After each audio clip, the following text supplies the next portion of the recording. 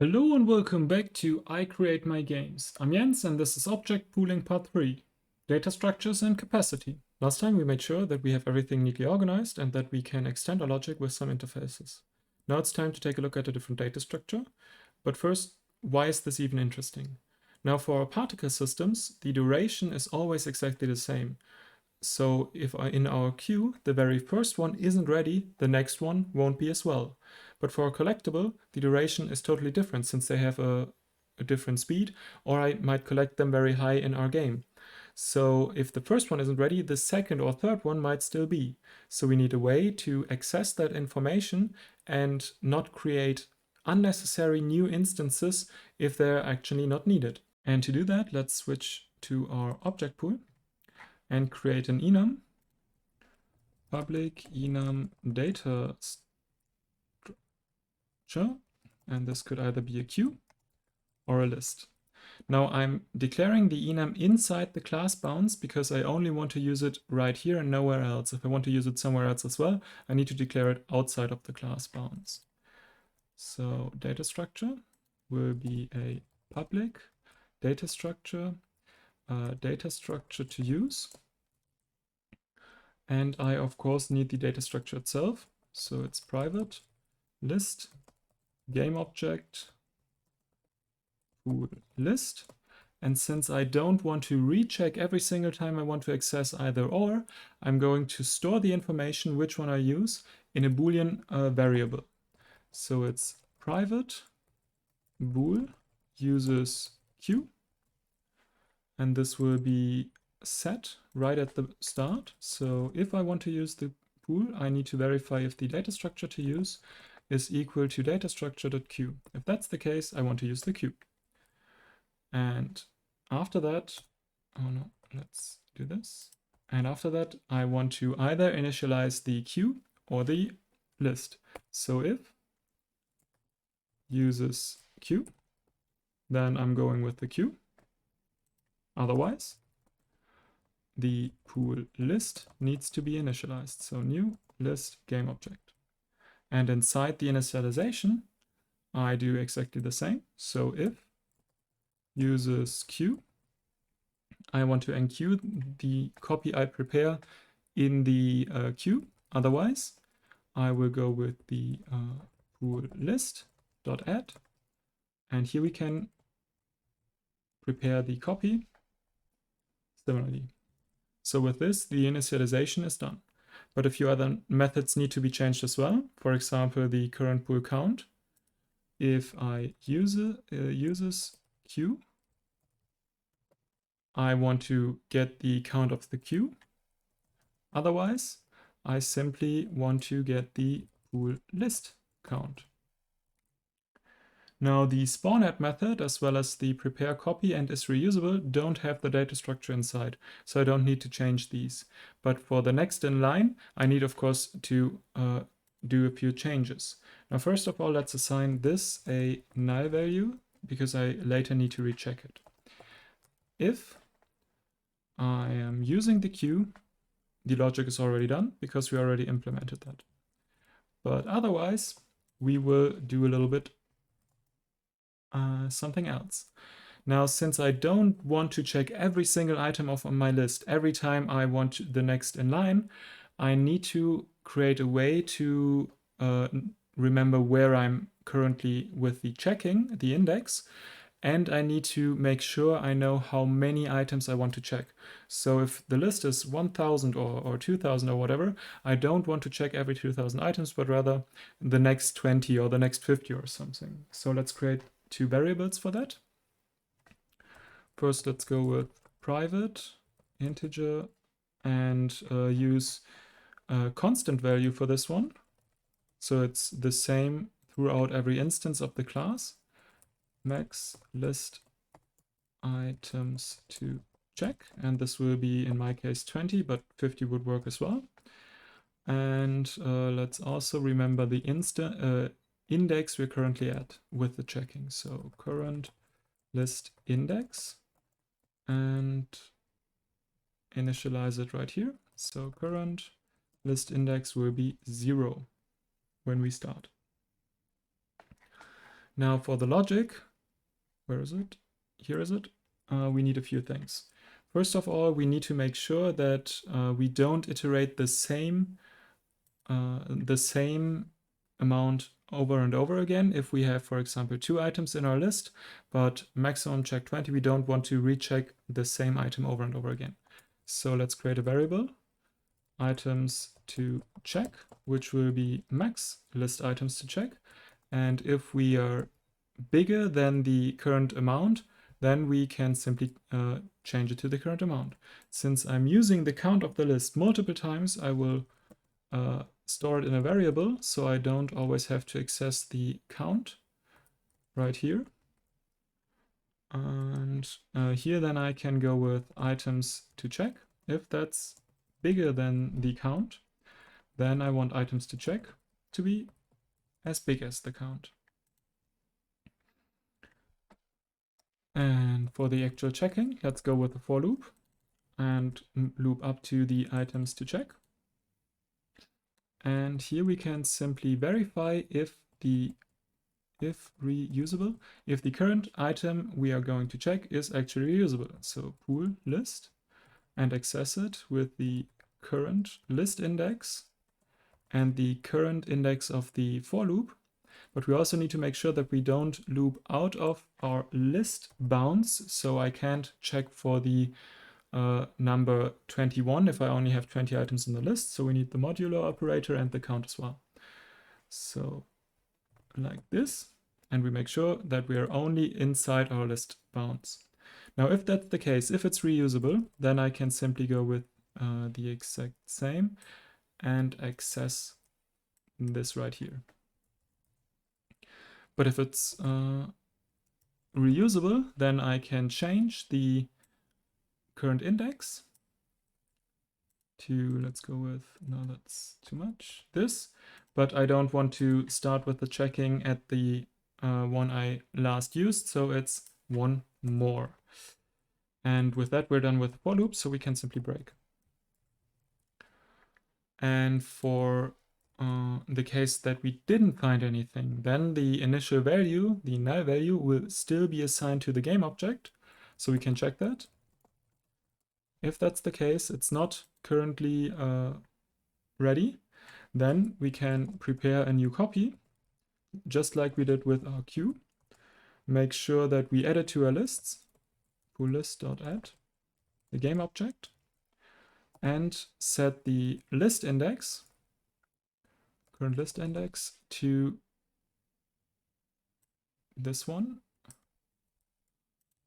So we be sure that we check with the next one, and since we don't have the I variable after the for loop, we can simply use the highest value since we checked every single one of these. So we add the items to check to it, and we're good to go for the next one. And with that, the list is implemented, and we can check out the differences. Now, first of all, I changed the spawner. So if I use a negative number, it's spawning something every single frame. So if I head back, and let's first start with the queue, and I will give it, I don't know, 200. Hit play, let it run a little bit. So the first few loop down and are already exploding. Then I stop it and check out what it says. We created, or we used 1000, even though we tried 200. Now let's change it to the list, where we check a little bit more than just the very first. Do the exact same thing, let it run a little bit, let a few things explode. So we have a few things that can be reused. Stop, and we are at 672. Now these numbers might differ for you, but we changed the amount we created from 1000 to 670. And this is actually quite a lot, depending on how much garbage we have with the creation of one item. So that's that. In some cases, this is already everything we need, but in others, we can't afford to extend our pool. So if we only have a certain amount of memory, we can't just simply always keep on adding our to our pool. So let's create an option to verify that we actually want to extend our pool. So it's pool boolean can extend, and this is usually true, but in some cases we can't afford it. So in our get next in line, where we prepare new copies, we need to verify that we actually are allowed to extend. To do that, let's switch the current logic a little bit up. So it's poolQ.count if it's equal to 0, or the current top item isn't reusable, so poolQ.peak. Then we want to create something new, but now we can also make sure that we can extend. Now let's put these there as well. So if the count is 0 and we can't reuse the one and we are currently allowed to extend, then we prepare a copy. If not, well, we take the top item from our pool. So it's else dq. Now I do realize that if the count is 0 and we can't extend, we will run in a critical error. So an exception will be thrown. But I will leave this intentionally in because if the count is 0 and I can't extend, then something obviously went wrong. So I want to know this as an exception somewhere, so I am good to go. Now for the list, let's again verify that we can extend. If that's the case, we're good to go. Otherwise, we will need any item from our list. And let's go with the game object pool list and the one we currently want to check. So current list index, we take that and reassign it to be a new value. So we simply go with current list index +1. And again, use the modulo operator. So the next one will be the next in line. So if we check, everything can now be extended. It will be the same around, but it is if I deactivate it and hit play, they will only reach up to here because they always need to be reused. And this could be a viable option for something like a fountain or anything similar, or if we just can't afford to extend our collectible. The next thing we need to talk about performance-wise is the capacity of data structures. Now, right now, we're creating these with 0 capacity initially, and then keep on adding to these. Now, the capacity of a data structure is the amount which can be held inside that data structure before it needs to be recopied. So the logic is we start with 0, then we increase the capacity to 4, then we increase again and again and again until we have the amount we actually need. And every time we reach the capacity limit, the internal array will be copied. A new array will be created with the new capacity, and the old array values will be copied to the new array, and this takes time. So if we start with a specific capacity, like for example the amount we want to pool, then we can be sure that we don't need to copy as much in the initial creation. Now, since we can sometimes extend our array, let's give it another 50 or so if we can extend, otherwise we don't need to give it more. So we add can extend. So if that's the case, we want to add another 50. Otherwise, we don't want to add anything. And let's put some brackets here. And do the same for the list. So it reads as create me a queue with the amount I want to pool, but give it another space if I can extend of around 50. Now you can change these values, but 50 is a good value in general because we usually, if we are totally off with our capacity, we will change it or get the error message we included in the object pool handler, so we can change it in the initial creation of our game.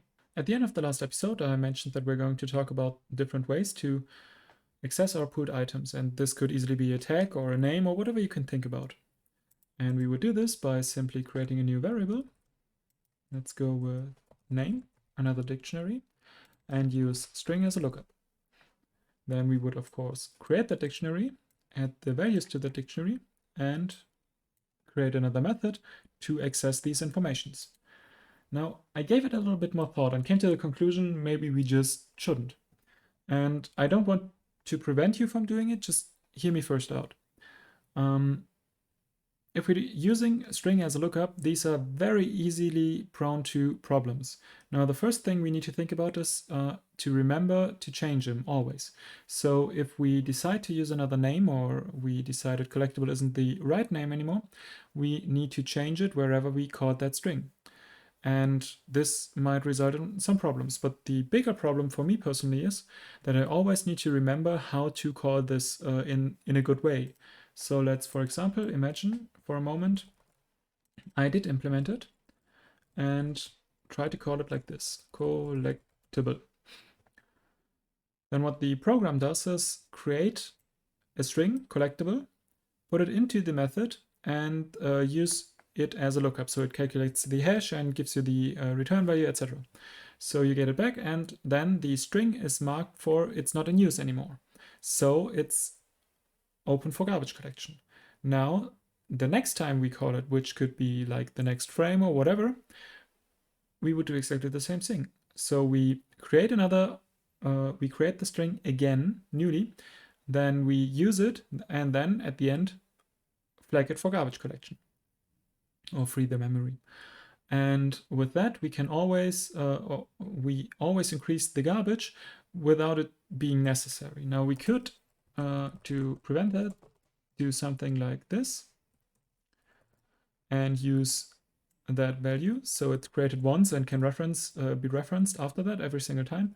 But I personally keep on forgetting something like this, especially if I'm in the beginning using this once and then later increase it over time. Now that's that, so let's simply don't. Another thing I like about references is that, well, they are references. So right now I'm having a reference to my collectible right here and in the spawner, of course. And if I now decide to change something, the reference will still be intact. So it's always referencing this object. So if I change something on the object, the reference will still exist, but the representation of it might change. So if I say I want a different name, I can easily do it. The reference didn't change, but the, of course, representation of the reference has changed. So we have now collectible X, and it's still working without any problems. And with that, we can be sure that we are pretty much always correct. Now, I don't want you to don't want to prevent you from doing it. So there might be some logic where this is necessary, or you want to use some different things for lookup, like maybe a subclass or an interface or whatever. And this could all be usable, but for the general application, I think this is the better approach.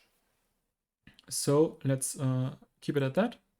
Now, I know that I said that this will only be 3 episodes long, but there are still a few things that we need to talk about, and the video is already pretty long. So next time we will create a possibility to increase or decrease the pooled objects at runtime. If you have any questions so far, feel free to comment. I'll do my best to answer as fast as possible. While you're waiting for the next episode, maybe check out a different video on my channel. If you haven't subscribed yet, now is a great time to do so.